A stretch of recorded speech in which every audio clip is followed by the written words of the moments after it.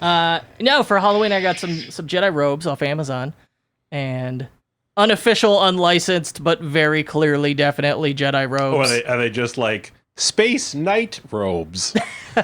I wish I had taken notice of what the title was, if they were, what shenanigans they played there, but definitely unofficial. So yeah, I'm gonna be a Jedi for Halloween. In my Star Wars news, so I bought a VR headset. I don't remember if I had it last week, but there's my biggest Star Wars games were X-Wing and TIE Fighter in the 90s. If you were a 90s kid, you were all about X-Wing and TIE Fighter, and we're a huge nerd, obviously. And so they're finally releasing a new space battle game. All right, that's from Star Trek. It was the closest thing I had. Oh my God.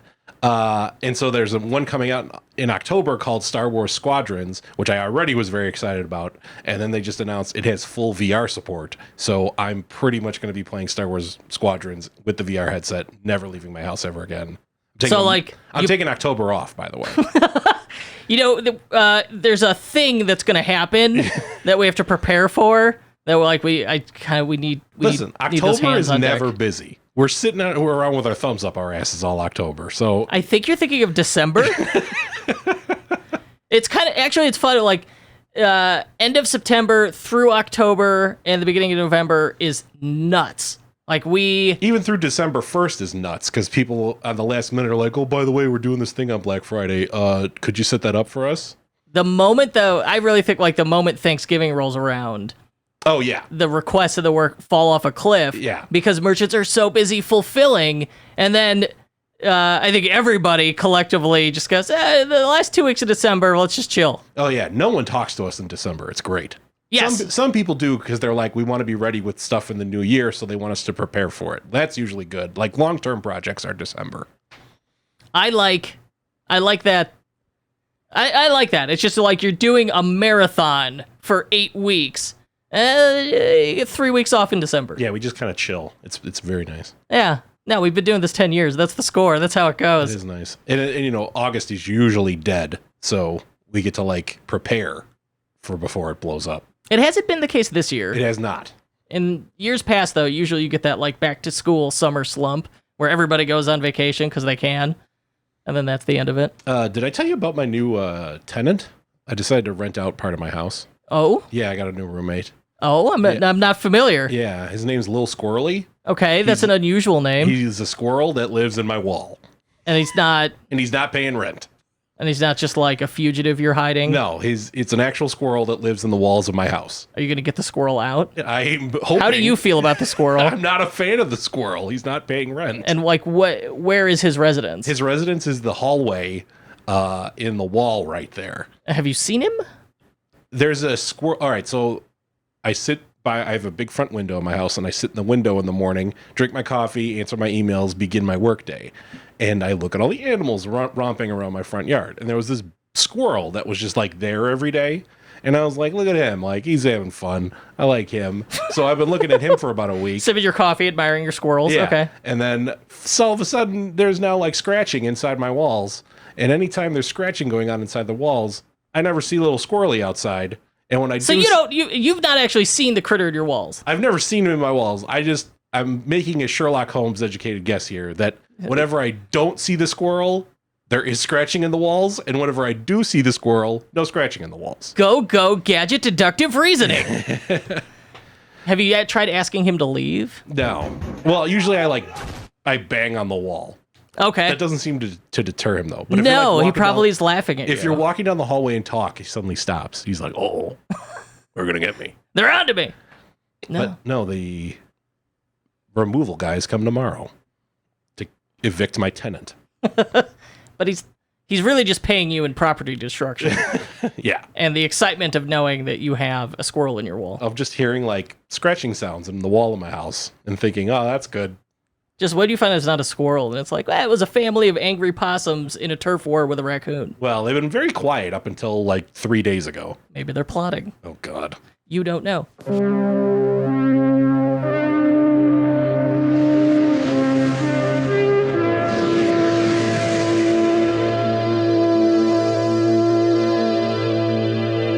Today on the Unofficial Shopify podcast, we're going to discuss e-commerce, not squirrels, I swear to God. I'm your host, Kurt Elster. I'm joined by my 6'5" co-host, Paul Rita. And on today's episode, we will discuss an income store court case update, Away Travel had a sale last week, and DTC Twitter took unusual notice, and Gymshark's billion-dollar valuation. We touched on that last week. And then we will follow that up with a Gymshark teardown. How fun. First of all, oh boy. the height was way off. What's your actual height? 5'7"? Yes. It's like 6'2". It's not 6'5". Okay, you're 6'2"? Yeah. What do you... I'm like literally the same height as you pretty much. I'm 6 feet, and I feel that you tower over me. All right. I don't want to like steal any height valor here. I am not 6'5", so I don't know where you're getting at. All right. Well, I correct it. He's 6'6", and he's being modest. Yeah. Well, me and Shaq. It's hard to tell. Yes. Yeah. No, you get confused. Oh my God, it's Shaq. Oh wait, you're not him. All right. So, and then some housekeeping. We got some really good episodes coming up. I'm excited about. I haven't recorded it yet, but one of our best episodes last year was with Ezra Firestone, where he broke down his Black Friday plan. We're gonna try and do that again. He said yes. I don't have it on the books yet, but we're gonna try and get that one in there. And now that I've put it out publicly, well, he pretty much has to. He has to do it. Yeah. Sorry, Ezra. We're just gonna shame him.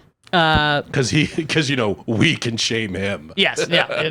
we're much more powerful than he is. Yeah, no. He's an OG. He's been doing it like 10 years longer than we have. Yeah, I know. I recorded with Stephanie from Asutra. That episode, really good. So good. I want to bump it up in the schedule, get it out sooner. And then if you listened to and enjoyed the Nomad Goods interview with Noah Dentzel, you will enjoy the follow-up with his marketing wizard, Chuck Melber, where he breaks down some of their marketing successes. So I got those coming up this year. That's exciting. I'm looking forward to those. I'm excited about those getting published and seeing what people say. I need more excitement from you. I'm gonna throw it through your window. I'm right next to the window. I'm gonna throw it out. No, I like Stephanie a lot. Stephanie is an extremely on-the-ball person. When we had lunch with her at the Bagel Diner at Old Orchard Mall, R.I.P. the Bagel. R.I.P. the Bagel. She was just like, "Oh wow, you're extremely professional. Should we even be here?" Like, I don't. That was how you felt about her. We were pretty much like, "Wait, I think you're too good for us, ma'am. Like, I'm sorry." Yes. Were you supposed to meet with someone else? Yeah. Am I at the wrong table? No, she's great. The interview was great. The story is great. And hearing how she got connected with Venus Williams blew my mind because it is not at all what I expected. So I think people will enjoy that one. All right. In the past, we have done 3 episodes now about the Income Store, my brief experience with the Income Store, and their court case with the SEC, Income Store versus the SEC. I'm sorry, the SEC versus. It's like, today's growth consultants doing business as the Income Store, I believe is the official case. Well, here's the thing. I think, we were, I got chastised a little by a for real attorney for not being right about the way I was describing some things. I am not an attorney. I'm just a dude that reads stuff. So if I was wrong, I'm sorry. Also, don't trust what I say in terms of your legal advice. Yeah, take it with a grain of salt. No, you got slapped around for an incorrect explanation of how an LLC works. was what happened. But other than that, no, we were not corrected on anything else. Okay, well, that's good. And but anyway, so there's actually 2 cases going on. There's like the SEC versus the Income Store, where the Income Store is just like a company. Okay. And then like whether or not it was like a company that should be allowed to exist. And then there is the federal government versus Ken Courtright, a dude we are accusing of committing crimes. I see. So in the case against Ken Courtright, he, in all of his filings, has been like, nope, we were a legitimate business the whole time. I'm innocent, and I didn't steal money from these people. And also I could find someone that will want to buy the Income Store. And when they buy the Income Store, all of my investors will be made whole. And therefore, you can't say I committed a crime, did you? Because like everyone got some money. So there. So he's really just been he's not been playing ball whatsoever with the feds. Okay. And generally, from what I've read and, given the way that the government and the world has gone the last few years, I've learned a lot about federal prosecutions because I've been paying attention to stuff. And everyone seems to agree that like the federal government doesn't bring charges against you unless they like completely have you utterly and totally nailed to the wall. Can I talk for 5 minutes? Just keep going. No. Unless they have you totally nailed to the wall. So like, and the feds are like, they're not going to bring it to trial unless they're just going to wreck you. And generally you then make a plea deal with them. So anyway, in last month, Ken Courtright's attorneys filed with the court to not be his attorneys anymore. Oh, what do you think happened there? So it's either one of two things. It's generally our client, they don't say why. They're just like, we don't want to be some divisions have sprouted up between us and our client, and we wouldn't be the best representation for them anymore. So please let us go. And so the question is, are the divisions... So they can't just quit? They need permission from the court? They need permission because you can't just like walk out the door and leave a guy high and dry who's like facing federal charges. Everyone is entitled to a defense in court. But I mean, I'm sure I'm sure it's pro forma for the judge to grant that, but maybe I'm wrong. So the question is the division between Ken and his attorneys are like, dude, you're dead. Like, you need to like sign a plea deal with the feds and just like take whatever you're going to get. And take the bargain and let's move on with our lives. Take the bargain, let's move on with our lives because this fighting is doing no one any good. And Ken is refusing to do that. Or is it his attorneys are like, hello, we would like to be paid for our services. And Ken is like, don't have any money anymore. Sorry. And his attorneys are like, cool, we're out of here because we're not getting paid. But both of those theories being entirely speculation. Those are both entirely speculation, but those would be the top two reasons. If you were a betting man, you would bet on one of those. If you were a betting man, the vast majority of the bets would go onto one of those two. And from experience, I was briefly a paralegal. Oh yeah? Yeah. I worked at law firms most of my teenage years as like a little wiener who had to go run things and like pick up stuff and like go... You were a gopher? Check things at the courts. Yeah, pretty much. That sounds like a paralegal. No, because I didn't actually wasn't involved in any legal documents. I was just like a delivery boy. Oh. You should have gone with paralegal. It sounds better. No, I'm not. Again, I'm not going to steal anyone's paralegal valor. I see. But yeah, anyway, so I'm feeling like Ken is being very, in all of his filings I've read, he's been very obstinate about what was actually going on when everyone seems like they got him. They really got him against the wall. Yeah. So I'm guessing his attorneys are kind of like, nah, we're out of here. Peace out, Burl. See ya.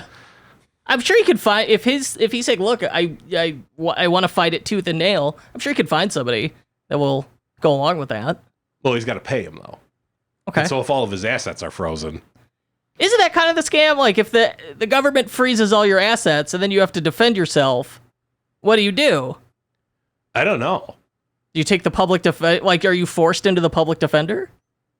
I mean, I think so. I mean, I guess if you have no money, I mean, if you're high enough profile, someone will take you just for the PR, but he's not high enough profile.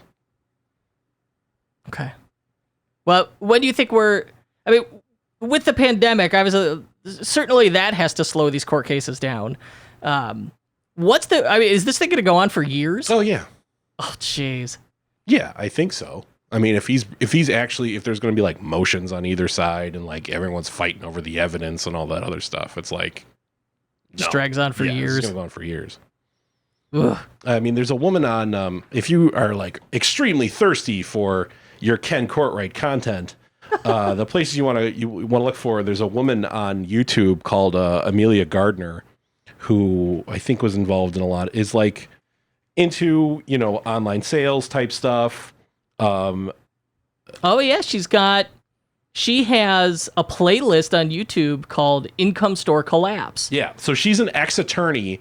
Well, I mean, I don't know if she's still an attorney, but she's also involved in like, sort of like, oh, let's talk display ads and like, sort of a online commerce type now she's stuff. into true crime. Well, and it was just like, well, I know a lot about online commerce and I know about legal stuff. So obviously the income store is like completely inside her wheelhouse.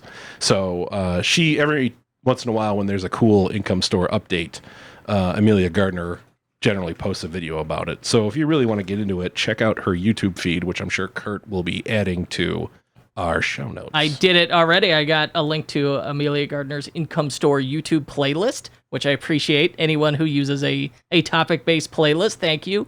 And one of the, it looks like the most recent video is July 30th, attorneys quitting, question mark? Yeah. Income Store update. So I'll link to that one as well, since it is directly relevant to what we were just discussing. Oh, that's really cool. Have you reached out to her? I have not. We probably should. Yeah, Like, like make at her a this guest. point, come on, let somebody else give us an update. Especially if she seems wise and interested. Okay, so away travel. We did an away travel teardown. We had fun with it. They within a few days of that teardown going live, they made some of the changes we suggested, and the chances are that's entirely coincidence. But there's that 1%. Okay, that 1/10 of 1% chance it's not. In which case, I am honored. But it very much is 99.9% probably coincidence. Anyway, they had. You've really changed your tune, because what I said was just like, yeah, it's probably a coincidence. You got so mad at me. I wanted the win, and you took it away from me. You were like, I have had. No, it was exactly what we said. No, they listened to us. I was like, okay, buddy. I had time to grieve since then, and now I'm willing to accept my hubris. Yes, but so I don't know if you're aware, there's a pandemic happening, and that's really messed up travel. And they're a travel company, so if you sell luggage, like this is a pretty grim scenario. And they had. Yeah, I was going to say, since later on we'll be talking about Gymshark's financials, the thought crossed my mind to ask my sister-in-law about it, who works in the financial areas of big companies. She works in the finance department for Airbnb, and the other problem is, of course, her things aren't going so good for her either. In Airbnb, and of course San Francisco with the state being on fire. Yeah, that's we have family who live there, and they were giving us updates and sending photos. It's scary stuff. Did you see? It's literally Blade Runner 2049. Yeah, it it's looks just exactly like all the photos. It was like 3 p.m. and the sky was just red, just blood red, and everything is dark and sooty. Yeah, I found it quite disturbing. It's even worse in Oregon. I have friends in Eugene, Oregon, and it's like, it's straight red sky at like 2:00, so it's bright red. Oh, Jessie, our project manager. Oh yeah, that's right. Jesse's out Oregon, there. And yeah, she posted to her stories. It was creepy and sad to see it. All right, so we're anyway, away travel. Yeah, by comparison to insane wildfires, away travel sale hardly seems interesting. Yeah, well, all right. So, away travel had a site-wide 50% off sale, and apparently this was big news because DTC brands are seemingly allergic to sales in general. It's like it's very dishonorable to run a sale in DTC Twitter. It feels like. And anyway, Away ran a sale, 50% off the entire site. Seems like it might have been successful because the site went down when they started the sale, when people ran to check it out. And it was reported on this newsletter I read that I recommend, I like, called Morning Brew. And they said, what did they say? Brandon Lewis, VP of Comms and Corporate Affairs at Away, told Retail Brew the sale is meant to inspire shoppers who may be ready to travel again this fall. And there's interest. Away's online traffic increased, and recent launches like pet carriers and mini travel kits have sold out. But the sale is also a chance to offload suitcases after the pandemic flatlined the travel industry. And in April, Away's co-founders said sales had plummeted 90% when travelers put worldwide vacay plans on ice. They laid off 10% of their staff, and they said they've picked up momentum, but they didn't specify as to much. And then Morning Brew's commentary was that discounts can instantly jumpstart sales, but Away and its DTC cohorts avoid them. And the argument being that, well, DTC brands, because it's direct to consumer, has already given you the best price. Therefore, they can't do a sale, and it erodes brand value. And they had this poll quote in here from Nick Sharma, who founder of Sharma Brands, like Judy is a really cool one of his. I like him a lot. He said, I don't think running a single sale is going to have an impact on the brand in 5 years' time, but if it becomes a recurring strategy for brand, then that becomes a different story. Well, when you can't sell anything, right, because of a pandemic, you're running out of options. You got to turn, you got to free up cash. And if you've got this inventory not moving, it's costing you money just sitting there. So a sale on stuff that you can't otherwise sell seems like a smart move. I mean, yeah, this... I want to defend sales for DTC brands. Oh, well, this isn't going to be fun because this article, when you sent it to me, immediately got my hackles up because I was just like, stop smelling your own farts and acting like, oh, well, we're too important for having a sale. You can't expect that of us. You know, I never thought I'd get to use this sound effect, I'll but... do it. There you go. Yes. Oh, delicious. I work for Aways Travel. Oh, I'm now touching ass. Oh, it's so good. I'm going to go yell at my underlings now. That's the finest segment we've ever done on this show. But yeah, it's like, oh, well, what'll it do to the brand? It's like, motherfucker, you're not Rolex. Like, Rolex is built their entire brand around this, and they've existed for, like, I think 100 years at this point. It's like, you sell boxes. You sell boxes that people carry their clothes in. They sell polycarbonate clamshells that are realistically no different from the $60 Samsonite I got clearance from Amazon many years ago. That done down there, that's my clothes box. Like, that's what it is. That's my clothes box, what for the airplane. I just throw my clothes in a garbage bag. But it's just like, oh, well, it's really going to kill the brand if they have sales. Like, motherfucker, they have no sales. Like, you can have a sale. You're not too good for sales. No one is too good for sales. Yeah, if Bentley did a sale, suddenly a Bentley becomes more attractive. And everyone's like, oh, well, they're doing it to inspire people. Like, bullshit. Inspire fucking them. shit. Inspire my fucking bank account. Yes, yeah, no, I don't think they sat down and like, look, guys, we need to inspire people to travel. Yeah. No, they're like, what are we going to do? Any money. God. Oh, well. Stop it. It's just like, it's like, you know, a brand should just sit there and be like, well, I'm only going to eat if you give me caviar. It's like, okay, well, if you're only going to eat caviar, have fun starving to death. Like, I'd rather throw a sale instead of starving to death. And that is exactly the situation. You sell suitcases, you sell expensive suitcases, moderately expensive suitcases, and no one's traveling, and certainly so no one's buying luggage. Yeah. You don't want to go out of business, so... All right, and they've shifted to things that they can sell, like pet carriers. Mm-hmm. So continue that shift and clearance the stuff that doesn't sell. I don't know why there's this implication that within the realm of DTC, direct-to-consumer e-commerce, that is in some way a shameful act. That, to me, that sounds strategic and smart. You know what's a direct-to-consumer DTC e-commerce brand? What? Apple. Does Apple have sales? Yes. Okay, so I'm pretty sure you're fine Not there. often, and they're light.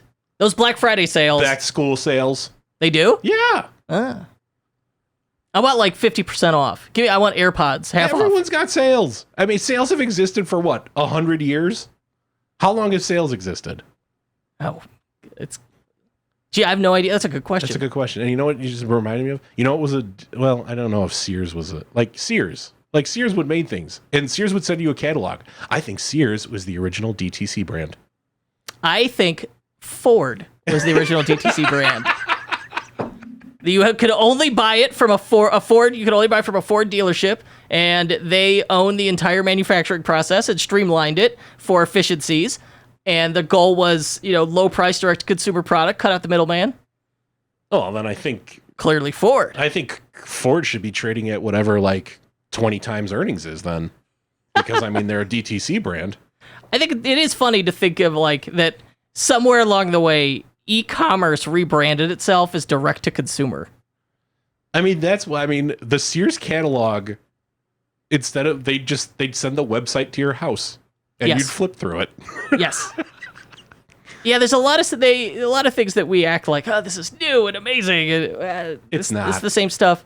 So many things in our lives, especially in business, it's just like stuff borrowed from other industries or stuff taken that happened so long ago you forgot about it and we just kind of relabeled it and reinvented it for modern age.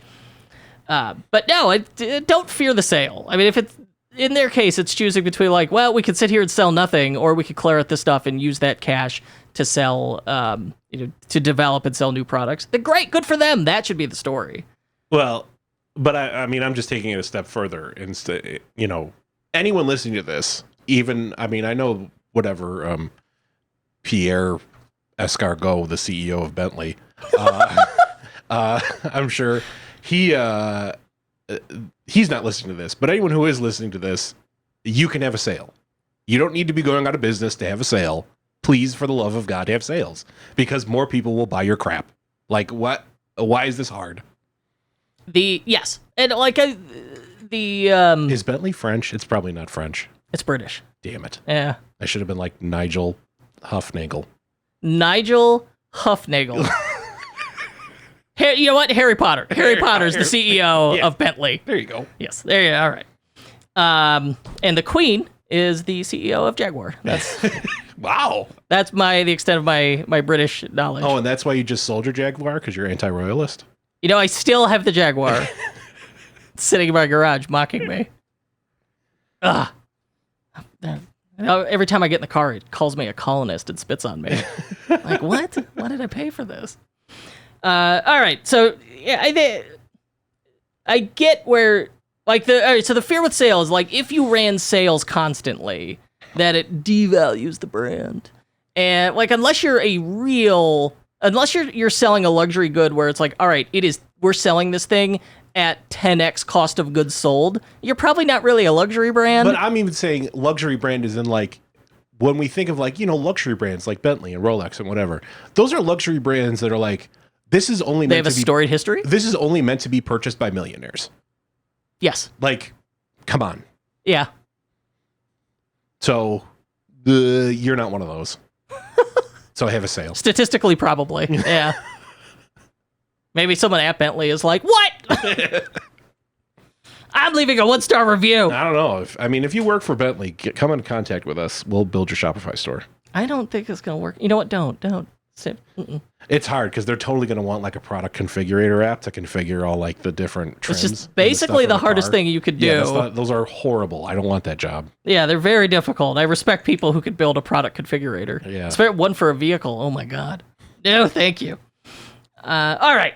So last time Gymshark came up, and as part of the Gymshark explanation, I said, hey, they've got this $1 billion valuation. And you said, what the heck do they sell? I said, I don't know, stuff online. And you said, well, they sell $1 billion worth of stuff? Well, first off, you said it was $2.5 billion, which we've now learned was definitely wrong. Oh, yeah, that was way wrong. $1.4 billion, I believe it turns out is the valuation. All right, so that's still unicorn status. What do you have to do to get unicorn status? What does that mean? You have a company with a 3 comma valuation, $1 billion valuation. Is that a thing? Yeah. I didn't know that. Yeah. All right. Yeah, no, that's a thing. I mean, that's unicorn status. Okay. And anyway, so I poo-pooed it, and because I will happily say whenever I'm wrong, I was wrong. They sound like they sell some stuff. They don't sell $2.6 billion worth of stuff, whatever Kurt said. Yeah, because that's a number I literally, turns out I just made up. But he was also correct to chastise me. They're not built entirely on a wing and a prayer of SoftBank and Saudi money. So I'm willing to give them a little bit more benefit of the doubt. And I think what's very interesting about Gymshark, it was started by 2 guys who were 19 years old in 2012. E-commerce is such a young industry and thing, and to think like, wow, 2012, that's a lifetime ago in e-commerce, and 2 kids who were 19 now own a company with $1 billion valuation. Oh, good for them. But I was cruising LinkedIn, and we had a past guest, Jason Andrew, who is a chartered accountant in on the other side of the globe, and he gave us this really good rundown of like, okay, here's how to approach accounting for e-commerce. That is his entire thing, is being a CPA for bootstrapped, high-growth e-commerce companies. And I saw he had written a Medium article that was very good, where he's like, all right, let's break this down. Is this valuation legit? And so I passed along to you. I did not actually read it myself. Instead, I emailed him and I said, hey, we're going to talk about that on the show. Would you mind giving us a dramatic reading of that? Would you mind giving us, like, here's the executive summary in audio form? And so he very kindly did. And I'd like to play that. Now, make a haunt roll. Hey everyone, it's Jason here. It's a pleasure to be on the Unofficial Shopify podcast. Now, Gymshark is one of the few pure play DTC brands that have officially hit unicorn status. I'm sure there are others flying under the radar, but this is the best case study I've personally come across. Now, it's unique in many ways. Firstly, the founder, Ben Francis, he's super young. He started the company when he was 19 years old. But secondly, it was bootstrapped up until the investment from General Atlantic, a rare quality in this environment where every large consumer brand seems to be raising buckloads of money, rightly or wrongly. It are these qualities which make Gymshark so impressive in my eyes. Now, my accounting firm works with a lot of bootstrapped high-growth businesses, and what I love about working with bootstrap founders is that by necessity, they need to equip themselves with strong operating discipline and financial governance from day one. These are good habits for every entrepreneur to build in the early stage as they carry through the business as it scales. Now, many outsiders see Gymshark as a company with awesome marketing and leadership, and I can say that the hype is supported by equally strong financial management. Some key highlights from a financial perspective: healthy gross profit margins that hover between 43 to 50%. Now, the operating profit margins have remained consistent at 11 to 20% even as the company has scaled. In other words, the unit economics of Gymshark work, which has enabled profitable, sustainable, and healthy growth.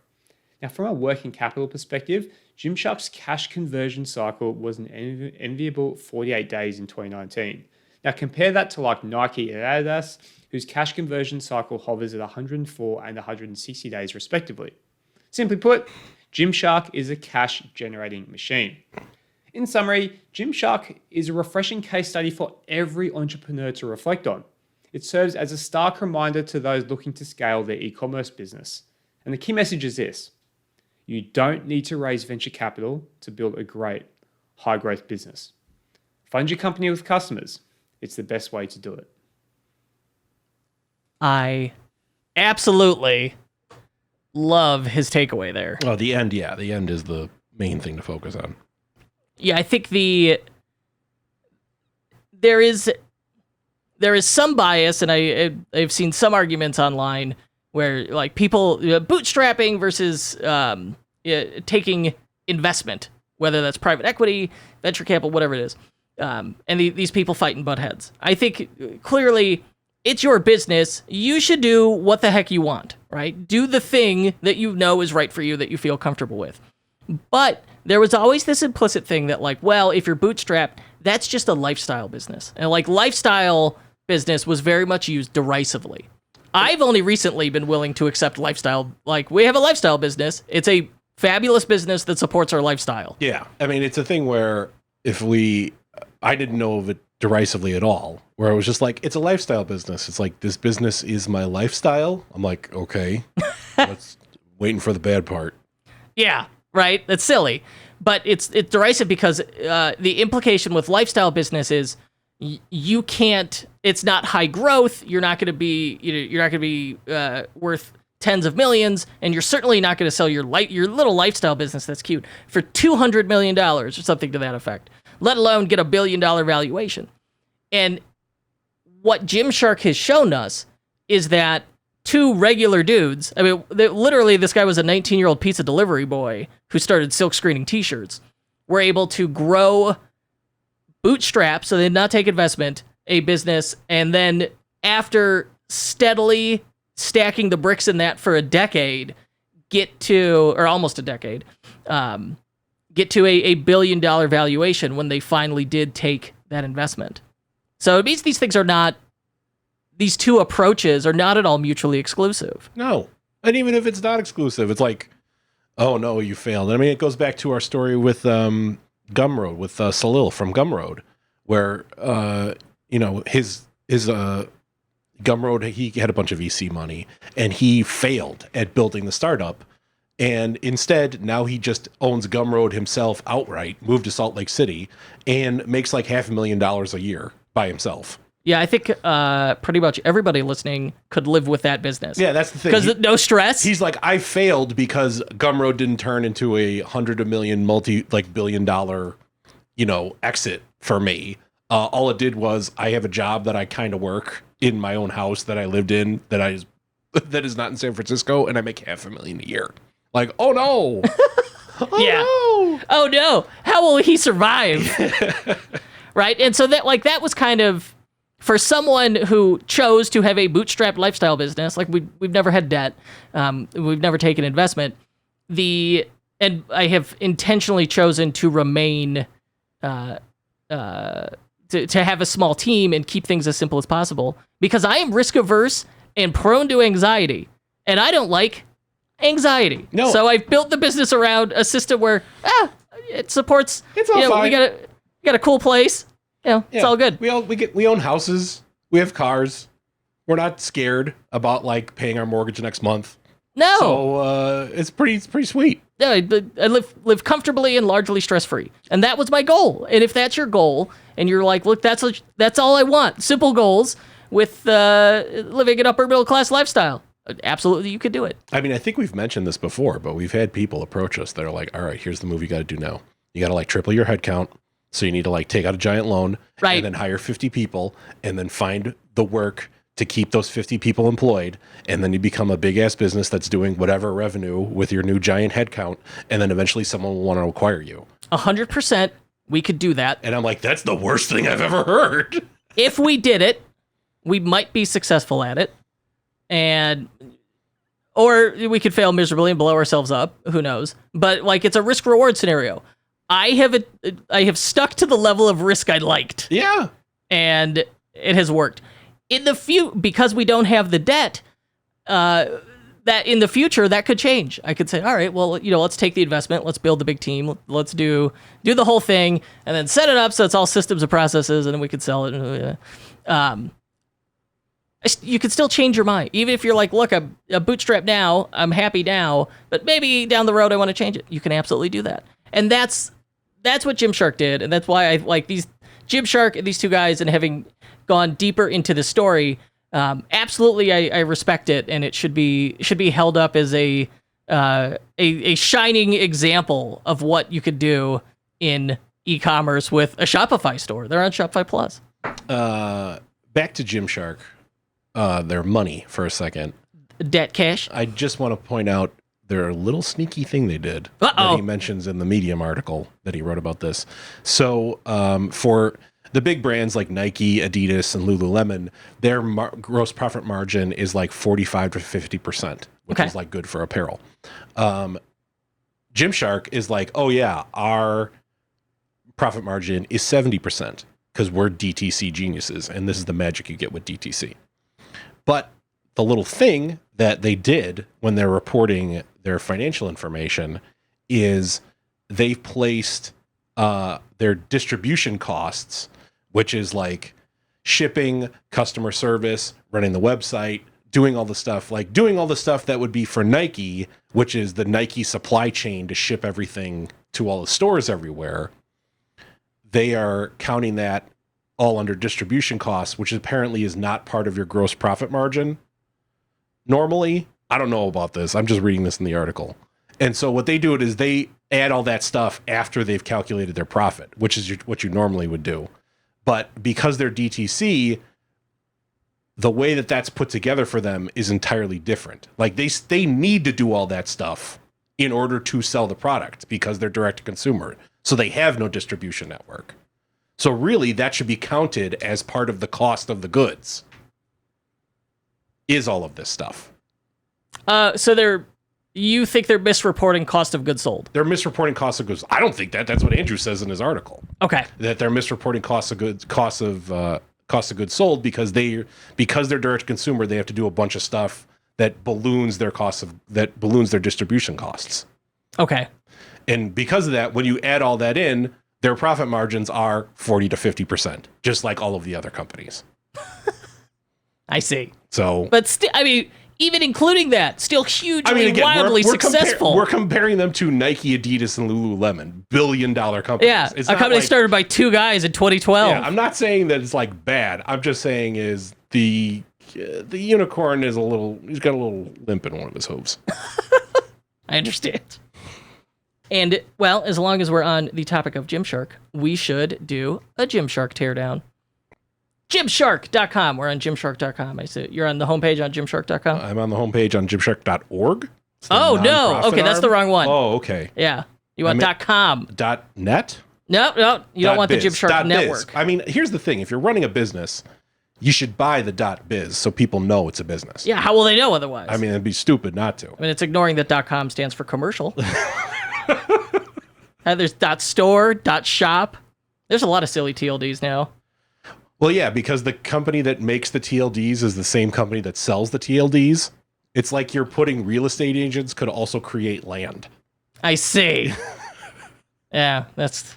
I don't like the... I'm a simple man. I like the classics. I just want, .com, .net, .org. .edu. .edu, of course. But I can't just get one of those. And .gov. Right. .su, which I think they shut down.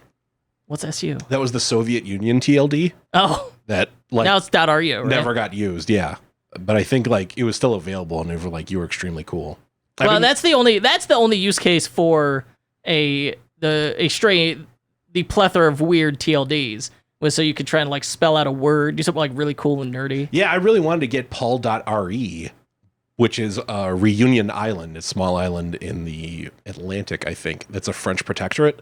But in order to get a Reunion Island TLD, you have to either be a Reunion Island citizen or a French citizen. Yeah, a lot of the government ones, they're like, look, we stop screwing around with our domain names. That's pretty much the entire, large majority of the island of Tuvalu's economy is selling .tv TLDs. Oh, really? Yeah. I did not I just assumed it was .tv. No, it's the country code for the island of Tuvalu.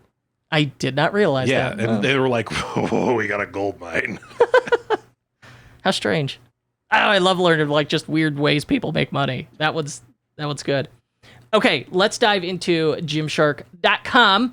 We got, it is a stark, minimal website with intentional, even the photography follows that in that they have made the very clear intentional choice of using direct flash, which gives it this very, this harsh, contrasty look on purpose.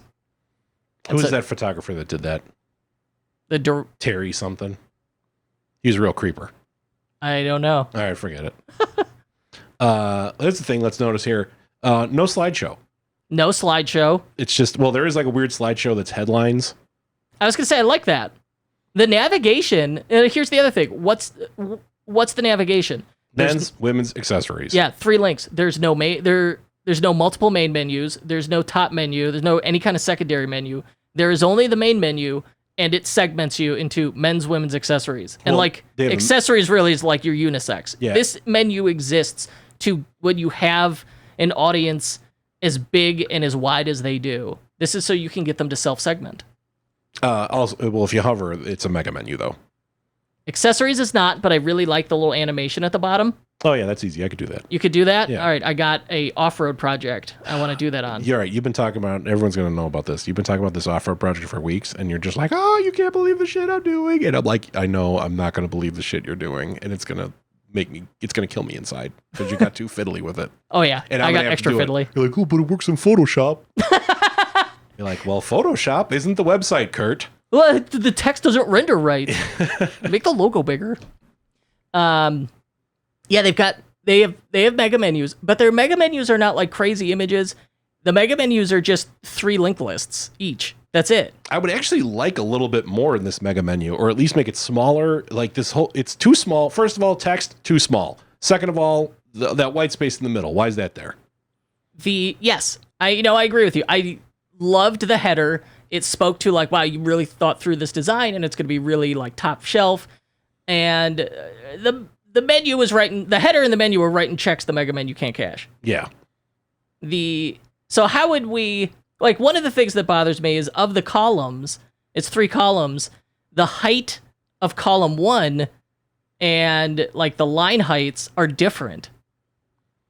Well, yeah, because they're all uppercase on the left one. Oh, is that why? I don't know. If we're going to go with something, if you're going to go with something this stark, surprisingly, you really need to nail the grid, the vertical rhythm, and get really consistent padding and spacing to make the look work. You're right. It's all just kind of shoved in there. and just lie how it was by default. They did like no tweaking of it to make sure like every row was like a perfect, tabular row. Okay, so we're like simple, plain header, good, mega menu, Sloppy. opportunity for improvement. Sloppy. Yeah. Mildly sloppy. I like this. They have an announcement bar on the site, like free shipping, shop with Klarna, easy returns, that kind of thing. And rather than just have like one big block of text, it's a scroller. It like flips through multiple messages. I think it's a really clean, nice way to do it. The photographer is Terry Richardson, by the way. Oh, that's what you're thinking of? Yeah, he pioneered that kind of look, I think, and it was all like gross. I just think Fiona Apple music video that's in pretty the much 90s. Yeah, that's very much his style. Yeah. They immediately, like right after that hero image, they go straight into featured a collection with featured products, and it's men's new releases. And what I love about that is you got some on your homepage, they scroll down, they're now already shopping. They're immediately shopping. That is what you want. And then if I click through, I'm going to go straight to a product page. So, okay, once that happens, I'm in shopping mode. The switch has been flipped, and it becomes much more likely that I will purchase as a new customer. And if I don't, well, hey, you have at least, now you've got some remarketing fodder. You know what I looked at. The hover over these things, it swaps the image, cool. It's got this quick add thing so you can see the sizes. The quick add thing is cool, and it totally works. You just click the size, and it auto adds it to the drawer cart. All right, I'll try it. Which is pretty neat. L. Boom. Oh, wow. Yeah, if you're going for pure, like, simplicity, ease of use, it's hard to beat this. Land on the homepage, scroll down, one button, drawer cart opens, your item's in it in the correct size. I love it. It's very cool. It's implemented perfectly. Would love to see heat mapping if anyone actually does it. I would always love to see heat mapping and confirm. There's how we think people use it, how they actually use it. I just think it's too soon for someone to actually buy something. But if they're a returning customer,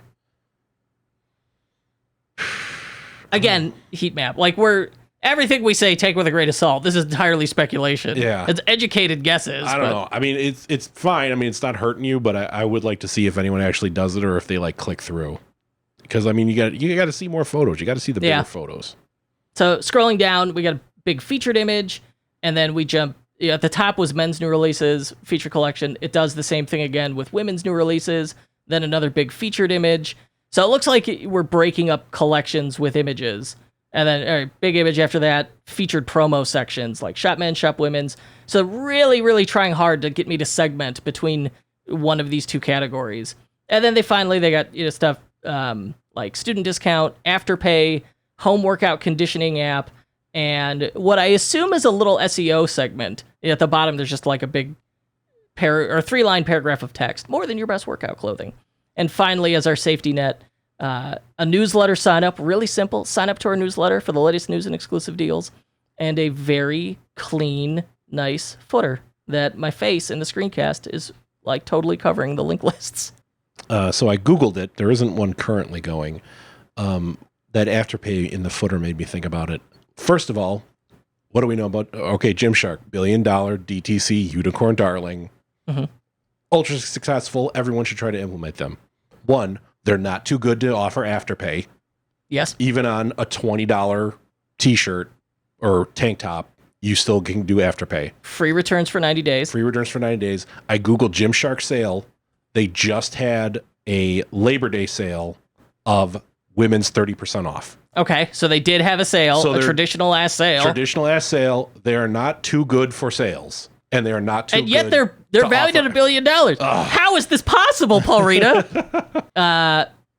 And let's dive into a collection because their collection page is pretty good. Here's the thing: I found a blog page here. This is from June. They had a sale, the Gymshark sale 2020. Up to 50% off selected lines. All that's left to do is explore the discounts and prepare your sportswear wish list. But remember, the Gymshark sale will only be around for 24 hours. It's fun. We are like totally not the target market here. Extremely not. Yeah. So, but it was a hard, given we talked about it and the valuation, it was hard to ignore. But no, we're totally not gym rats. No. This is like, it's not stuff I would wear. Neither of us would. But I like that they were like, there's a sale. It's only occurring for 24 hours. Get going. When you're doing a sale, absolute, like, the thing with it, you don't want to always, everything's always on sale. Like, you don't want to be Kohl's, right? Yeah. Or Macy's, where it feels like it's always on sale, and you know, like, well, if it isn't on sale, I just gotta wait. Yeah.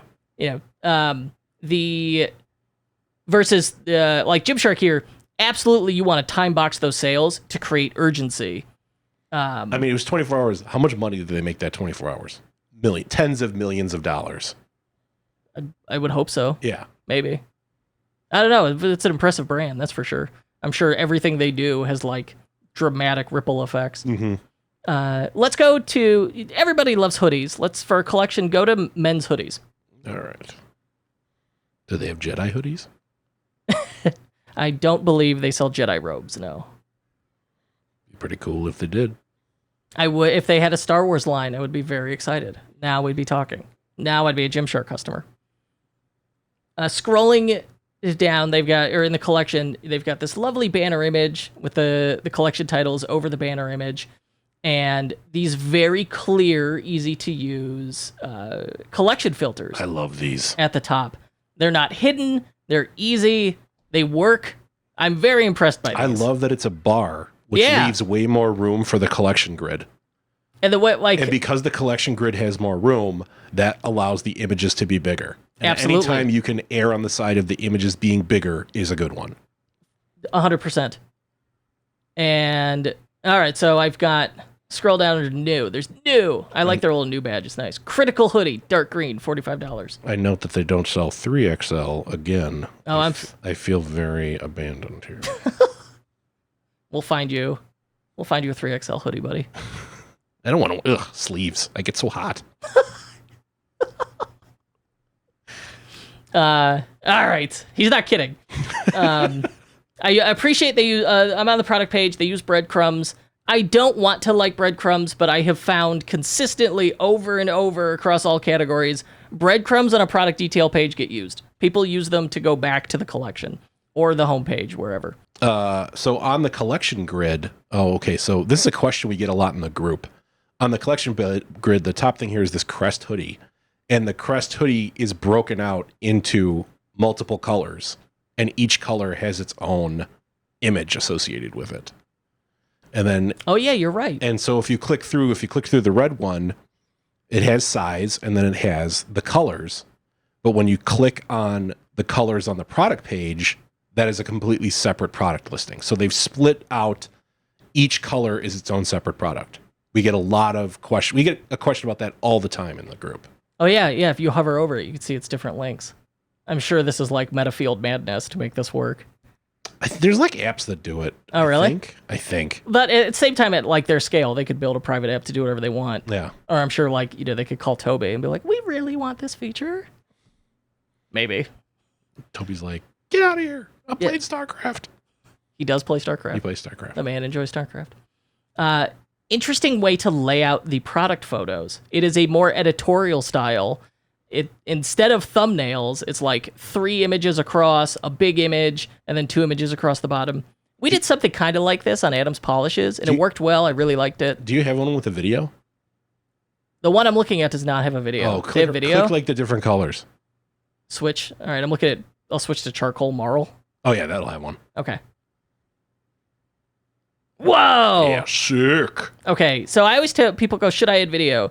The answer, like, say no more. The answer is yes. Video looks professional. It looks engaging. This, as far as video being executed, is truly phenomenal. And what's fun about it, the video starts and ends with the guy walking into frame and out of frame. So it's got kind of, there's like a fun Benny Hill quality to it. How was it like Benny Hill?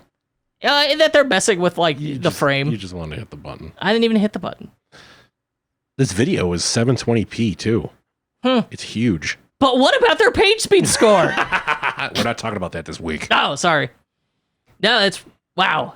This product page, this photo layout with a video, truly impressive. That's really nice. Oh, at the bottom on this one, it's got a button that says load more images.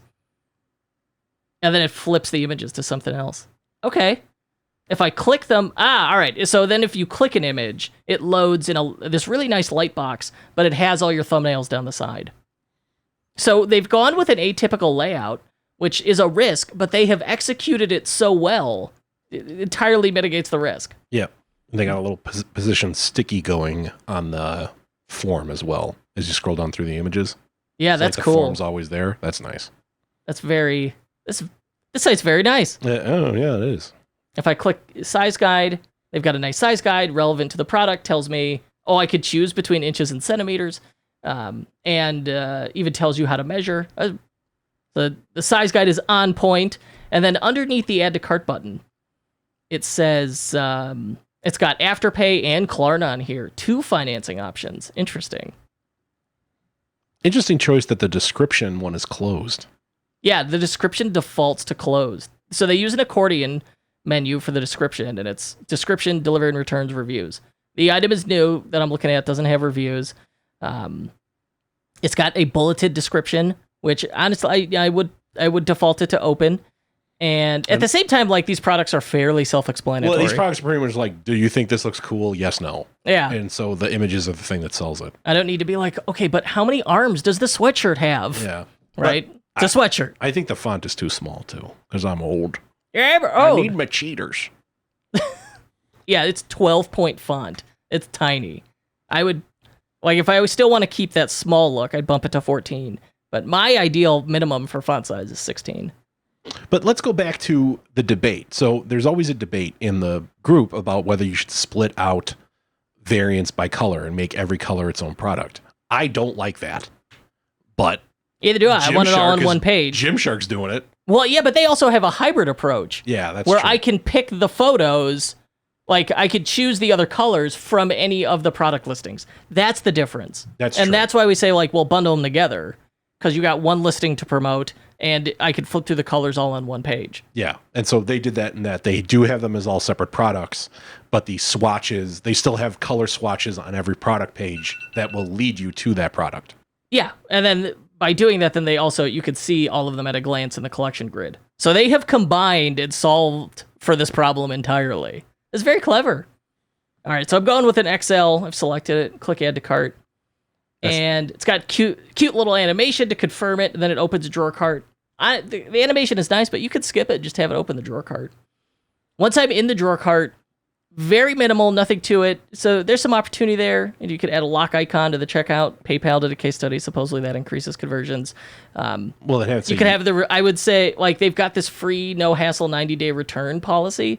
That's a big deal. I would like, and that's one line of text. I would have that in the cart drawer. Yeah, they can get some upsells in there too, like buying a hoodie. All right, I'm gonna click checkout. Buy the t-shirt. Because I have yet. You're right. There has been no cross sell, no upsell. Oh my gosh! By the time you get to the checkout, it's been styled.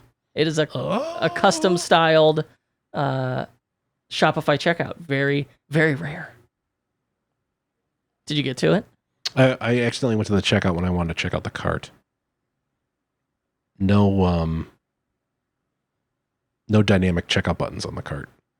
No, but once you're in the checkout, you've got Express Checkout appears, and it's offering me PayPal. I don't know, like if it were on my phone, it may offer me Apple Pay. How do they get these things up here that are like information, shipping, payment? That's not the standard Shopify checkout. Oh, exactly. That's why I wanted you to see this. Yeah. Well, they're on Plus. It's a custom checkout.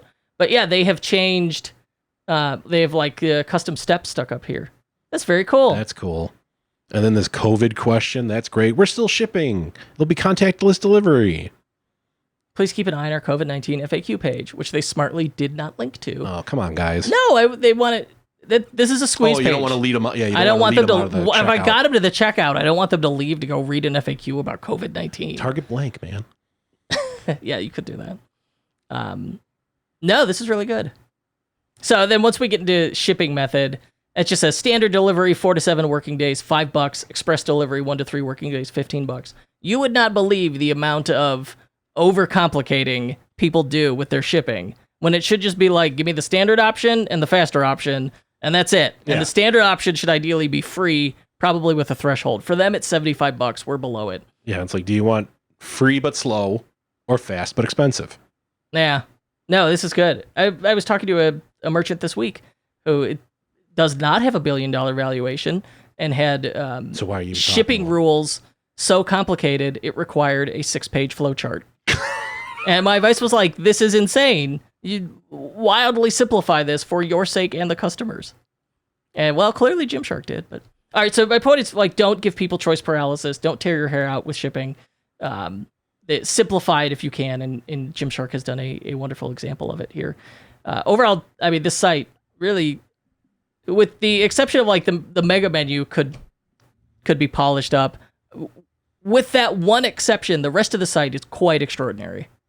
Yeah, no, it's a extremely good site, grade A. It was clearly made for young, thin, cool people, and I am an old, fat loser, so this was not meant for me. I just want to make the font bigger. I can't read it. Ah, it's too small. I don't know. I think big fonts help, and certainly, glasses and poor vision happens to people of all ages. Paul Rita. Except for me, I have 20/20 vision. Yeah, I was in grade school. I started to go blind. You got to get that LASIK. Oh, it's sweet. I have an extreme eye thing. Like I can't even see. What? You don't want someone to take a diamond knife to your cornea? I can't even see eye things happening on TV. It makes me very uncomfortable. And they use a laser to bake it. Yeah, I know. I know. You said that they give you like an Ativan or whatever, and like I'm just gonna need like a Haldol. I'm just like. So when you walk in the door, they shoot you with a trank dart. Yeah, I need a trank dart. Put me under general and tape my eyelids open, and then just do it. It's literally a 90-second procedure. You don't even understand of like when I go to the eye doctor and they make me put my head in the machine thing where they're like number 1, number 2. You never go to the eye doctor, you don't know. But for everyone else out there, I am like my eyes are like watering. I'm like crying. Okay, so maybe not the best candidate for LASIK. My wife had it done, and she was like, "It's no big deal." I'm sure Julie is not lying. All right. So that's the end of this episode. We've got some phenomenal episodes coming up. So you haven't yet subscribed, please do. And absolutely, oh my God, please join our Facebook group. You can ask us questions or give us unwanted feedback. Whatever your heart desires. Search Unofficial Shopify Podcast Insiders on Facebook and join our group. We would love to have you. And until next time, I hope that your sales revenue goes up and to the right.